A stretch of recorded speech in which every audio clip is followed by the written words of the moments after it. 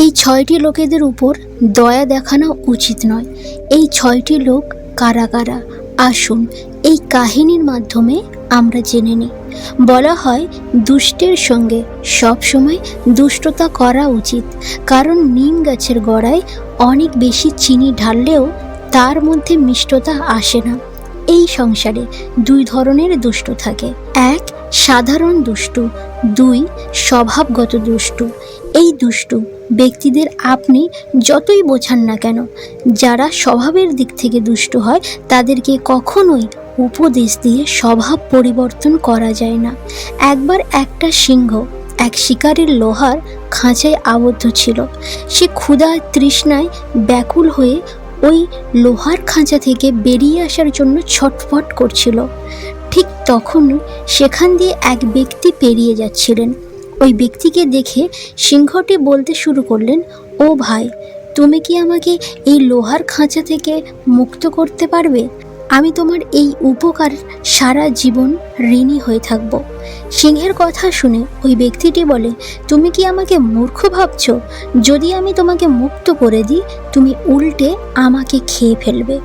বলা হয় একজন বিশ্বস্ত ব্যক্তিকেও বিশ্বাস করা উচিত নয়, আর অবিশ্বাসকে তো বিশ্বাস করাই প্রশ্নই ওঠে না।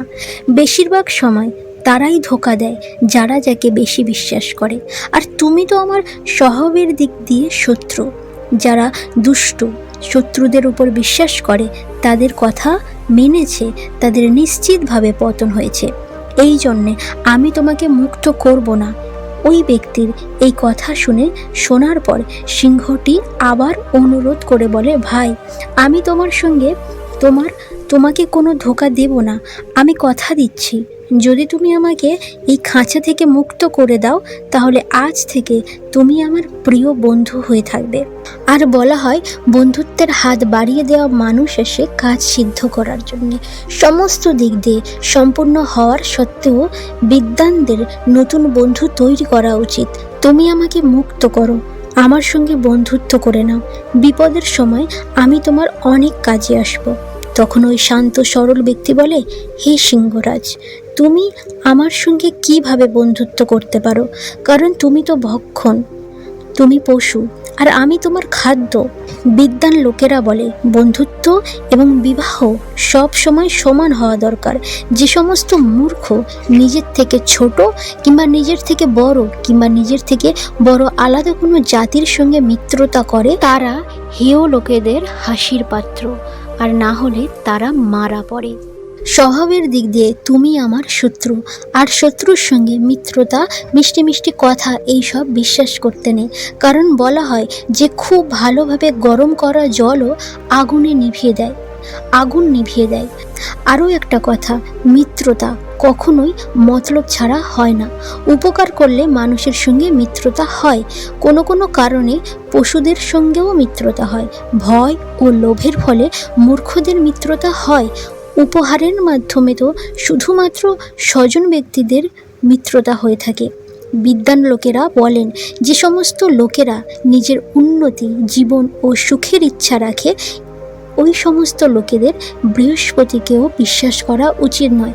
তখন সিংহ বলে, ভাই, যে মানুষ চেহারা দেখে, জাত দেখে দয়া দেখায়, তাদের দৃষ্টি বৈষম্য আছে। তারা পূর্ণ লাভ করতে পারে না। যারা শত্রুদের দয়া করে, বাস্তবে তারাই দেবতার সমান। দেওয়া আর নেওয়া, গুপ্ত কথা বলা আর জিজ্ঞেস করা, খাওয়া এবং অন্যদের খাওয়ানোগুলোই হলো মিত্রতার 6টি লক্ষণ। উপকার না করে কখনোই কারোর সঙ্গে বন্ধুত্ব হয় না। বন্ধু সিংহের এই মিষ্টি মিষ্টি কথা শুনে ওই মানুষের মনের মধ্যে দয়া জেগে ওঠে। এরপর সে সিংহকে মুক্ত করার জন্যে ওই খাঁচার দরজাটা খুলে দেয়। এরপর সিংহ যখনই ওই খাঁচা থেকে বাইরে বেরিয়ে আসে, তখনই তার সমস্ত ভয় কেটে যায়। সে খুবই দয়ালুভাবে ওই ব্যক্তিকে ধন্যবাদ জানায়।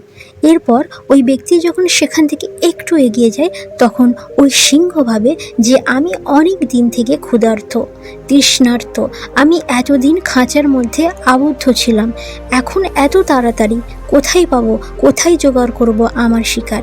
ওই ব্যক্তিকে খেয়ে আমার খিদে মিটিয়ে নিলে কেমন হয়?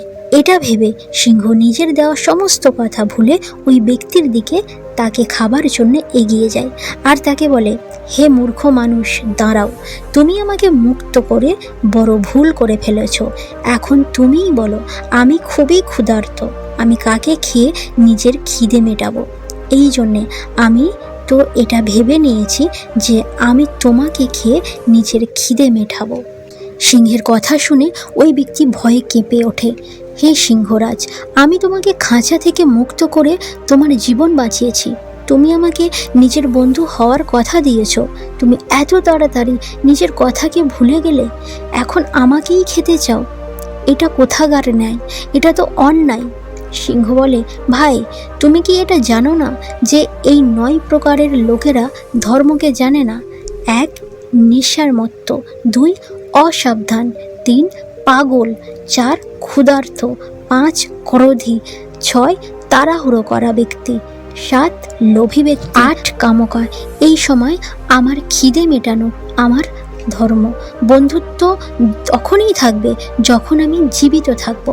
সিংহের মনের বাসনা ভালোভাবে বুঝে ওই ব্যক্তি ভাবতে থাকে যে এই দুষ্ট সিংহকে মুক্ত করে আমি নিজেই নিজের বিপদে ডেকে এনেছি। এখন আমি কিভাবে নিজেকে রক্ষা করব? বলা হয়, যদি পাথরের নিচে আঙুল চাপা পড়ে যায় তাহলে বুদ্ধিমান ব্যক্তি সেটাকে ধীরে ধীরে সরাতে থাকে। হঠাৎ করে টেনে নিলে আঙুল চোটে লাগতে পারে। শত্রুকে দেখে তার থেকে বাঁচার জন্যে 2টি উপায় বলা হয়েছে। প্রথম, হাত চালানো; দ্বিতীয়, তাড়াতাড়ি পা চালানো। এটা বলেই ওই ব্যক্তি খুব তাড়াতাড়ি সামনের দিকে তাড়াতাড়ি এগিয়ে যেতে শুরু করে। সিংহটিও তার পিছনে পিছনে এগিয়ে যেতে থাকে। এটা দেখে ওই ব্যক্তি নিজের বুদ্ধিকে একটু ব্যবহার করে। ওই মানুষটি বলে, হে সিংহরাজ, সব থেকে প্রথমে আমরা কারোর কাছে বিচার করব।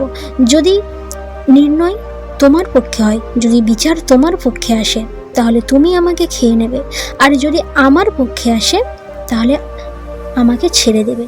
সিংহ এতে রাজি হয়ে যায়। কিছু দূর যাওয়ার পর তারা একটা বলদের দল দেখতে পায়। এখন তারা বলদের কাছে যায় এবং নিজেদের বিচারের জন্য। ব্যক্তিটি বলে, হে বলদ ভাই, তোমরা আমাদের বিচার করে দাও। এই সিংহটা একটা খাঁচার মধ্যে বন্দি ছিল। এই সিংহ খাঁচা থেকে বের হওয়ার জন্য আমাকে অনুরোধ করে, দয়া করে।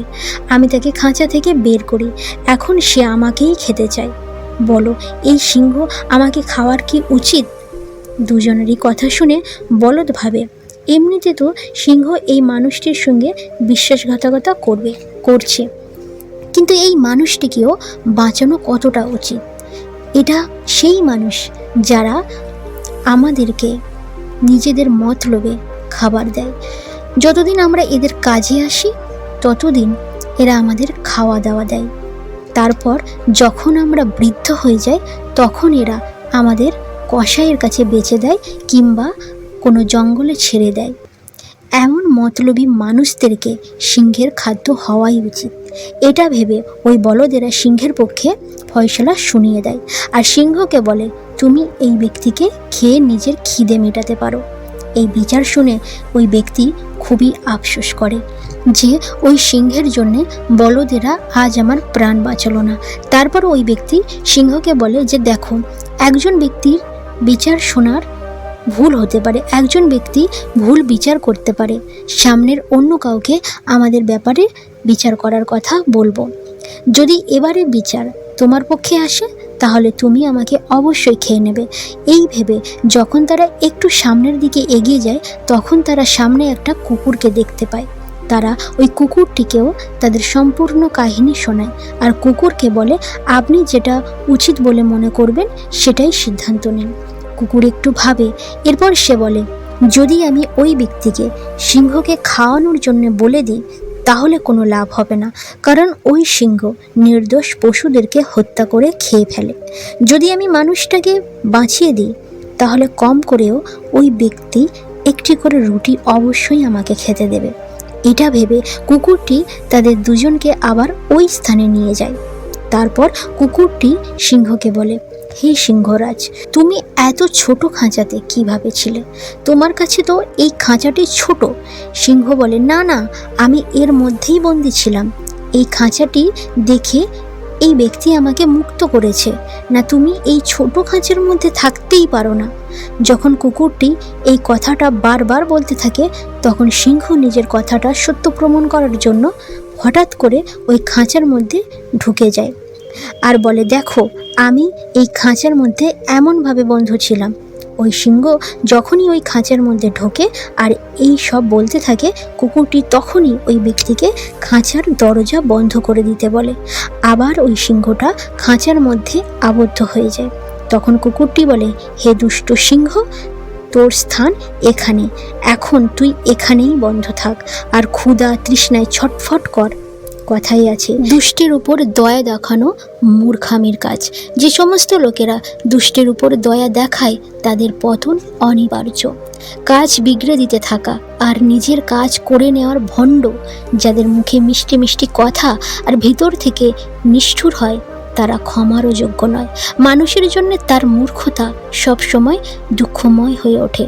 বুদ্ধিমান লোকেরা কখনো মূর্খ, অভিমানী, ক্রোধী, অহংকারী ও সাহসী লোকদের সঙ্গে মিত্রতা করে না। আর স্বভাবত শত্রু, ধূর্ত, মতলবী, ঠোকাবাজ লোকেদের উপর কখনোই দয়া দেখানো উচিত নয়। এতেই আমাদের সবার মঙ্গল।